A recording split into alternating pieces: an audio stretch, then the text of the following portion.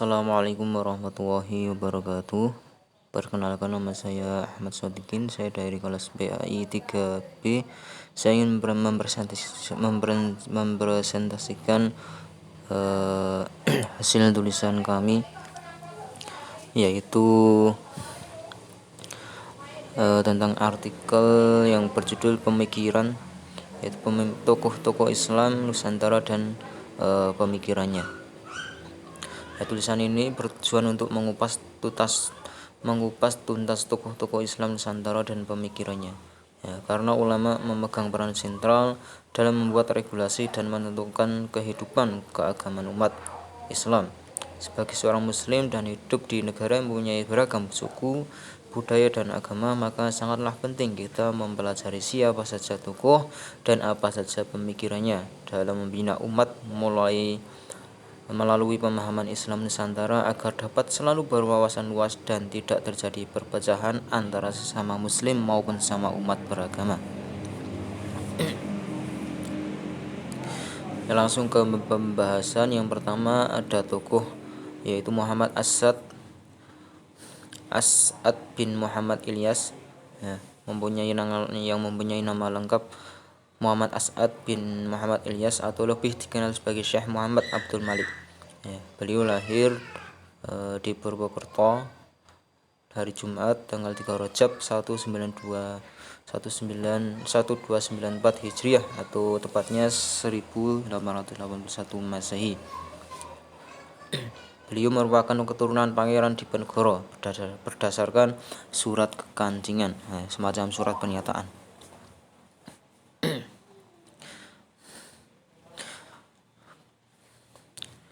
Untuk riwayat pendidikan dari Syekh Absa'ad atau Syekh Abdul Malik, belajar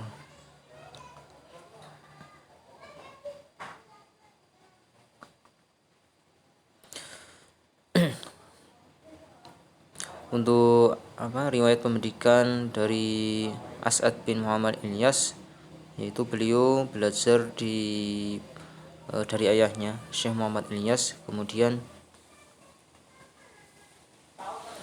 mendalami kembali Al-Quran kepada Kiai Haji Abu Bakar bin Haji Yahya Ngasian atau Kabesan Banyumas. Dalam hidupnya, Syekh Abdul Malik memiliki dua amalan wirid utama dan sangat besar, yaitu membaca Al-Quran dan salawat. Beliau tak kurang membaca salawat sebanyak 16.000 kali dalam setiap harinya, Masya Allah, dan sekali menghatamkan Al-Quran. Adapun salawat yang diamalkan adalah salawat. Beliau juga dikenal sebagai ulama yang mempunyai kepribadian yang sabar, zuhud, tawadhu, dan sifat-sifat kemuliaan yang menunjukkan ketinggian dari akhlak yang melekat pada diri beliau, sehingga amat wajarlah bila masyarakat Banyumas dan sekitarnya sangat mencintainya dan menghormatinya.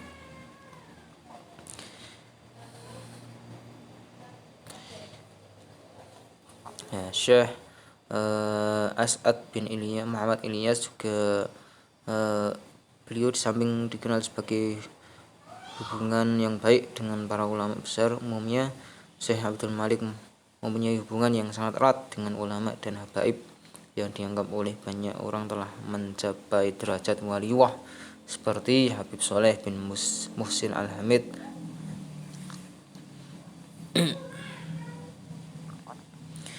Untuk beliau wafat pada hari Kamis 21 Jumadil Akhir 1400 Hijriah yang bertepatan dengan 17 April 1980 Masehi, sekitar pukul 6:30 malam Jumat. Kemudian tokoh yang kedua ada Habib Ali bin Husin Al-Attas. Beliau mempunyai nasab yang dari Al-Habib Ali bin Husain bin Ali bin Muhammad bin Ja'far bin Ali bin Husain bin Al-Qut, Al-Habib Umar bin Abdurrahman bin Akil Al-Attas bin Salim bin Abdullah bin Abdurrahman As-Sekaf bin Muhammad Maladawileh bin Ali Maula Darak bin Albi Al-Guyur bin Al-Faqih Al-Muqaddam bin Muhammad Syabib Mirtab bin Ali Qasim bin Alwi bin Muhammad bin Ali Alwi bin Ubaidillah bin Ahmad Muhajir bin Isa Arumi bin Muhammad An-Nakib bin Ali Al-Ruwaidi bin Ja'far As-Sadiq bin Muhammad Al-Bakir bin Ali Zainab Abidin bin Husain As-Sibti bin Ali Abi Thalib Ibn Sayyidatina Fatimah Az-Zahra binti Rasulullah SAW. Itu nasab beliau dari Rasulullah sampai ke beliau sangat banyak sekali. Ya. Kemudian Habib Ali bin Husain Al-Atlas untuk pemikirannya dikenal sebagai guru dan sejumlah ulama terkemuka di Betawi pada masa hidupnya. Beliau juga dikenal sebagai ulama ahli dalam bidang fikih, falsafah, tasawuf, dan perbandingan mazhab, menguasai berbagai kitab kuning dari berbagai mazhab. Lewat tangan Habib Ali Al-Atlas lahir sebuah karya besar dan penting, kitab Taj Al-A'ras bin Manaqib Al-Habib Al-Qutub Salih bin Abdullah Al-Atlas. Terdiri dari 2 jilid tebal. Jilid pertama berisi 812 halaman termasuk daftar isi, sedangkan jilid yang kedua 864 halaman. Dalam kitab yang diterbitkan tahun 1977 ini, Habib Ali menguraikan perjalanan hidup banyak tokoh ulama dan orang-orang terkemuka yang pernah beliau jumpai, khususnya di Hadramaut, baik dari kalangan habaib maupun yang lain. Habib Ali Husain dan wafat pada tanggal 16 Februari 1976, tepatnya pukul jam 6 pagi, dan menutup usia pada 88 tahun, dan beliau dimakamkan di pemakaman Al-Hawi, Condet, Jakarta Timur. Kemudian yang ketiga, tokoh Islam Nusantara yang ketiga yaitu Al-Habib Abdurrahman Al-Habsyi. Pendidikan untuk memenuhi wasiat suaminya, Nyai Salmah, menjual gelang satu-satunya perhiasan yang dimilikinya untuk biaya perjalanan Habib Al-Habsyi ke Hadramaut dan Mekah, karena di waktu wafatnya Al-Habib Abdurrahman Al-Habsyi tidak meninggalkan harta benda apapun.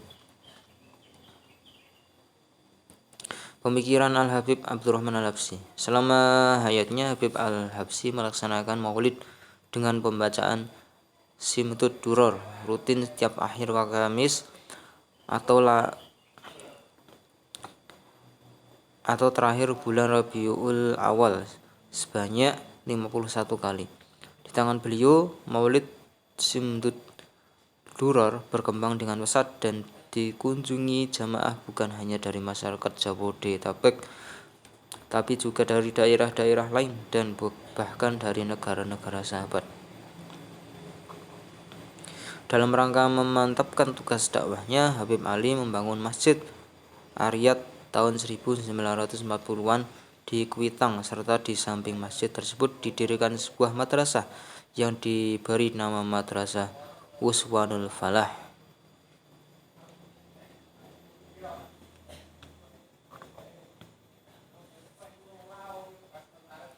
Di antara muridnya yang terkenal adalah Kiai Haji Abdul Syafi'i, yaitu pendiri Majelis Taklim As-Syafi'iyah, Kiai Haji Tahir Torohili, yaitu pendiri Majelis Taklim At-Tahiriyah, dan Kiai Haji Fatullah Harun atau ayah dari Dr. Musa Fatullah Harun, seorang bekas penyerah UKM. Al-Habib Ali Abdurrahman sebelum akhir hayatnya pada tahun 1968 mengalami pingsan selama kurang lebih 40 hari, koma selama 40 hari sebelum wafat. Kemudian tokoh yang keempat, Syekh Khalil, yang lahir pada tahun 1252 Hijriah atau sekitar tahun 1835 Masehi. Syekh Khalil adalah titisan beberapa wali yang tergabung dalam Wali Songo, yaitu Sunan Ampel, Sunan Giri, Sunan Gunung Jati, dan Sunan Kudus, yang mana mereka bermarga Azamat Khan dan bersambung pada Said Alwi Amil Fakih bin Muhammad Sabib Mirbat. Beliau juga bermazhab pada keluarga Pasyaiban yang bersambung pada Al-Imam Muhammad Al-Faqih Al-Muqaddam bin Ali bin Muhammad Sabib Mirbat Al-Awi Al-Husaini. Pendidikannya, semenjak kecil Syekh Khalil tinggal bersama kakaknya, Nyai Maryam bin Abdul Latif, yang merawat dari kecil, mendidik beliau, kemudian mengajarkan Al-Quran dan ilmu dasar agama. Karena kakaknya melihat kecerdasan dari Syekh Khalil, terlihat bakat dari kecil. Kiai Kafai dan Nyai Maryam berpikir untuk memondokkan ke sebuah pesantren agar Syekh Khalil dapat menimba ilmu dan terdidik lebih serius. Maka mereka pun memilih pesantren Bunga Gresik yang diasuh oleh Kiai Soleh. Namun tidak berapa lama kemudian Syekh Khalil dimondokkanlah di pesantren Cangasan Bangil, Pasuruan yang diasuh oleh Kiai Asyik.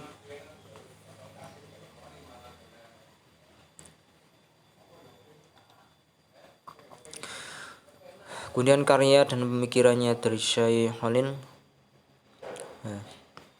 Yang pertama, Syekh Khalil turut melakukan perkembangan pendidikan pesantren sebagai pendidikan alternatif bagi masyarakat Indonesia. Pada saat penjajahan Belanda, hanya sedikit orang yang dibolehkan belajar, itu pun hanya dari golongan priai saja. Di luar itu, tidaklah dapat belajar di sekolah. Dari sanalah pendidikan pesantren menjadi jambur di daerah Jawa. Dan terhitung sangat banyak santri Syekh Khalil yang setelah lulus mendirikan pesantren. Kedua, selain pesantren, Syekh Khalil tinggal di Madura. Khususnya beliau juga meninggalkan kadar-kadar bangsa dan Islam yang berhasil beliau didik, sehingga akhirnya menjadi pemimpin-pemimpin umat.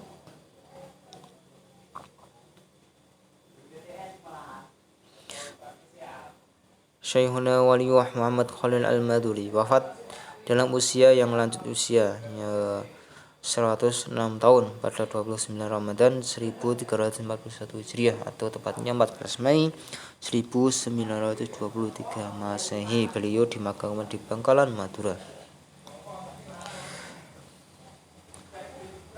Kemudian tokoh yang kelima ada Kiai Haji Abdul Wahab Hasbuah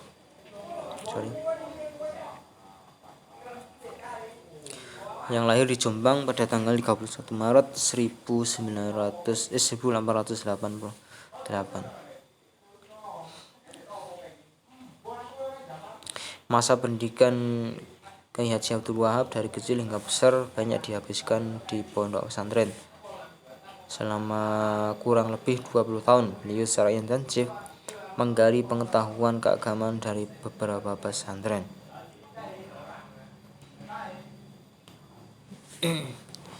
Di antara pesantren yang pernah disinggahi Kiai Haji Abdul Ahmad Wahab Hasbuah seperti pesantren Langitan Tuban, pesantren Mojosari Nganjuk, pesantren Cempaka, pesantren Tawangsari, pesantren Kademangan Bangkalan, Madura di bawah asuhan Syekh Kiai Khalil Bangkalan, pesantren Beranggahan Kediri, pesantren Tebu Ireng Jombang di bawah asuhan Hadratus Syekh Kiai Haji Hasyim Asy'ari.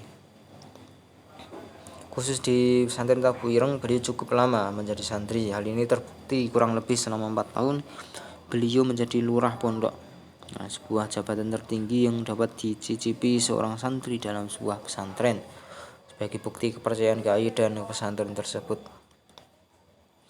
Karya dan pemikirannya.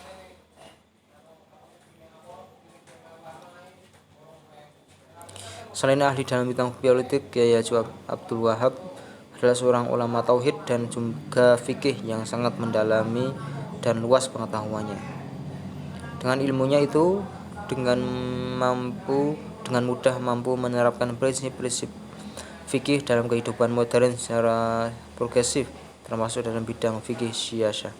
Kitab yang ditulisnya Sendi Aqaid dan Fikih Ahlus Sunnah wal Jamaah menunjukkan kedalaman penguasaannya di bidang ilmu dasar tersebut. Ini yang kemudian menjadi dasar bagi perjalanan Ahlus Sunnah wal Jamaah di lingkungan Nahdlatul Ulama.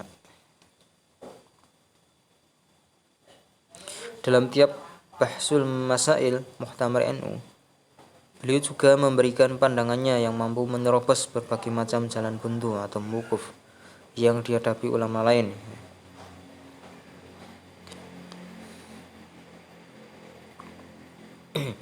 Kemudian yang keenam ada Kiai Haji Hasyim Asy'ari, ya, yang mempunyai nama lengkap Muhammad Hasyim Asy'ari. Beliau lahir di Desa Ngedang, Kecamatan Diwek, Kabupaten Jombang, Jawa Timur, pada tanggal 10 April 1870 Masehi.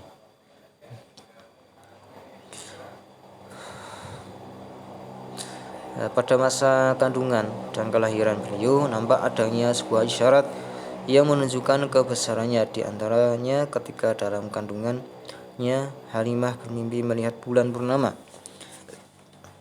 yang jatuh ke dalam kandungannya. Begitu pula ketika melahirkan Nyai Halimah tidak merasakan sakit seperti apa yang dirasakan wanita ketika melahirkan.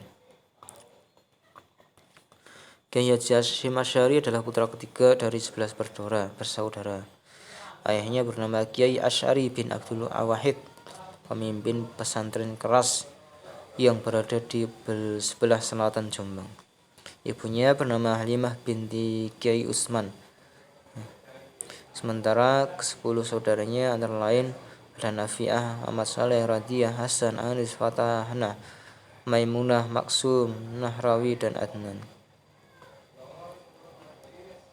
Untuk pendidikannya di masa kecil, Kiai Haji Hasyim Asy'ari tinggal bersama kakaknya, Kiai Usman, yang juga pemimpin pesantren Ngedang di Jombang. Ini berlangsung selama 6 tahun. Setelah itu beliau mengikuti kedua orang tuanya yang pindah ke desa Keras, terletak di sebuah kota Jombang, dan di desa tersebut Kiai Asy'ari mendirikan pondok pesantren bernama Asy'ariyah.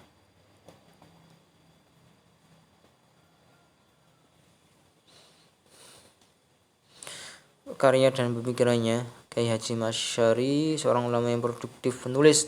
Telah banyak kitab-kitab beliau yang terbit dan setiap tahunnya pun dikaji di mana-mana. Waktu yang digunakan Kiai Hasyim Asy'ari untuk menulis biasanya adalah pagi hari di antara jam 10 sampai menjelang zuhur.